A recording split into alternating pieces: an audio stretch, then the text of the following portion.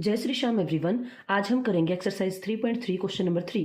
ये क्या कह रहा है, कैन अ क्वाड्रिलेटरल का मतलब होता है एक ऐसी शेप, मान लो मैं यहाँ पे बना रही हूँ एक ऐसी शेप क्वाड्रिलेटरल मतलब चार साइड हो जिसका नेमिंग क्या है ABCD। इसके नेम लिख देते हैं। आप इसमें एंटी क्लॉकवाइज चल सकते हैं या क्लॉकवाइज, लेकिन चलना ऐसे ही है ABCD, या तो ऐसे लिख लो इसके नेम या ऐसे लिख लेते ABCD। ये तरीका होता है लिखने का नेमिंग। ये कहता है कि ये एक पैलोग्राम होगा अगर ये 3 कंडीशन दे रखी हैं।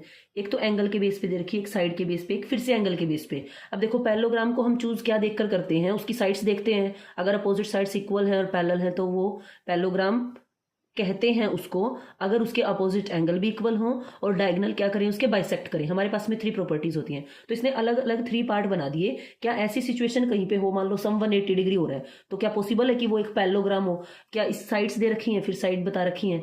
तो देखो 180 आंसर मतलब कब होगा, सम एंगल का। अब ये कह रहा है इस एंगल की और इसकी बात कर रहा है। एक बार ये देख लेते हैं। ये है हमारे पास में D, ये है B। अब 180 हो सकता है, एक तो 90 + 90 हो डिग्री, देन हमारे पास में 180 डिग्री हो सकता है। अब ऐसा भी तो हो कि ये 80 हो और ये 100 हो, देन भी 180 डिग्री हो सकता है। और क्या कंडीशन है हमारे पास में, मान लो ये हमारे पास में 90 है, देन ये 90 में तो ये हो गया था। उसके बाद में अगर मान लो ये 70 है एक हमारे पास में, देन हमारे पास में दूसरा कितना बच जाएगा, 110, है ना। तो इस तरीके से 180 डिग्री बनने के तो बहुत सारे तरीके हैं। लेकिन अगर हमारे पास में ये कंडीशन होती है कि ये अपोजिट एंगल 90-90 हो, बिकॉज पैरेललोग्राम के अपोजिट एंगल क्या होते हैं, इक्वल, तो देन ही ये पॉसिबल है कि ये जो क्वाड्रिलेटरल है ये पैरेललोग्राम हो। 90-90 एंगल कब हो सकते हैं, मान लो ये हमारे पास में एक स्क्वायर हो, क्योंकि हमने देखा था एक जो स्क्वायर होता है और एक जो रेक्टेंगल होता है और रोम्बस होता है, ये हमारे पास में क्या हो सकते हैं, पैरेललोग्राम हो सकते हैं।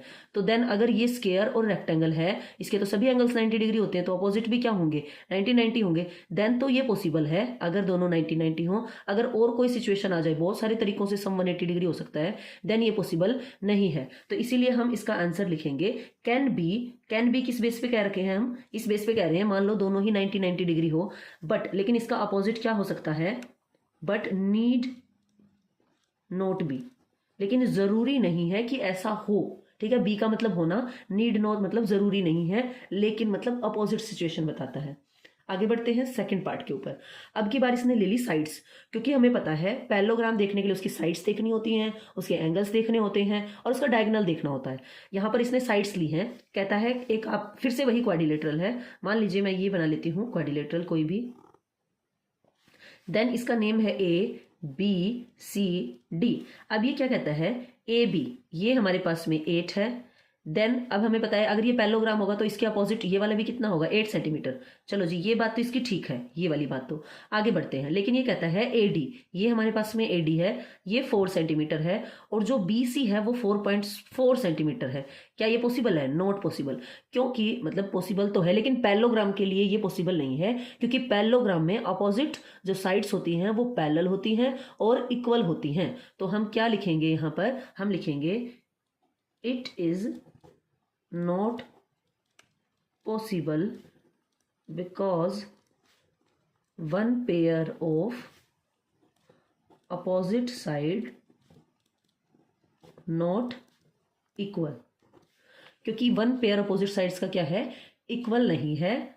देन और इसमें क्या होता है, इन अ पैरेललोग्राम, दूसरा पॉइंट और लिख दीजिए, in a parallelogram opposite sides are equal, क्योंकि उसकी जो पैरेललोग्राम के अपोजिट साइड्स होती हैं वो इक्वल होती हैं। तो आप इसमें 2 पॉइंट्स भी लिख सकते हैं और सिर्फ ये भी, it is not possible because one pair of opposite sides are not equal.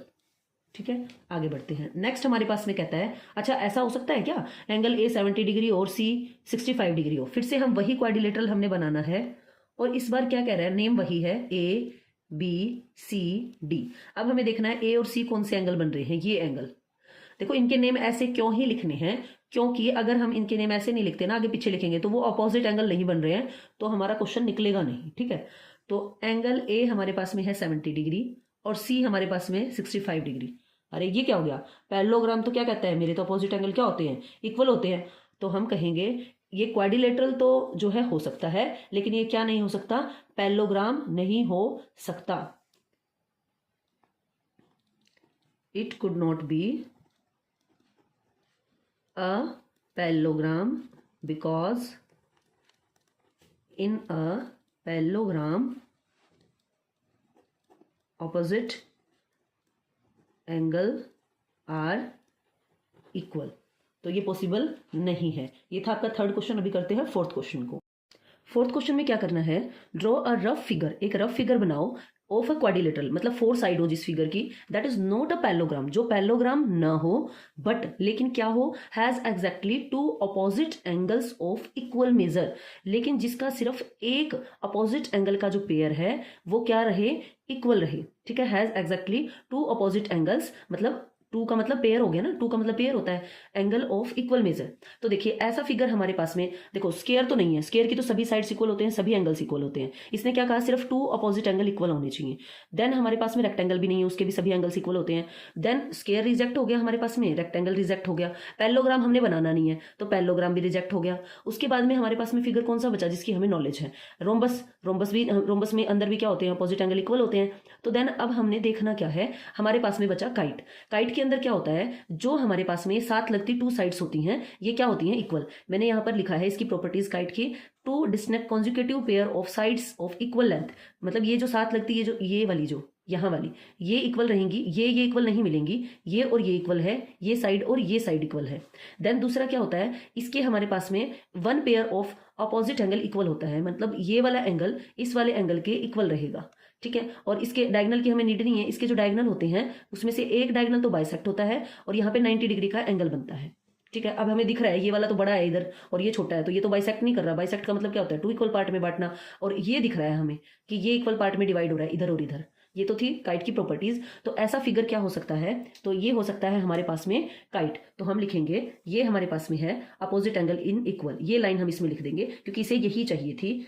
तो ड्रॉ अ रफ फिगर बोला था इसने, हमने ड्रॉ कर दिया, ऐसे आप ड्रॉ करेंगे। देन आप लिखेंगे in a kite 1 pair of opposite angles equal. हो गया क्वेश्चन। Thank you. अगर वीडियो पसंद आई है तो please like share and subscribe.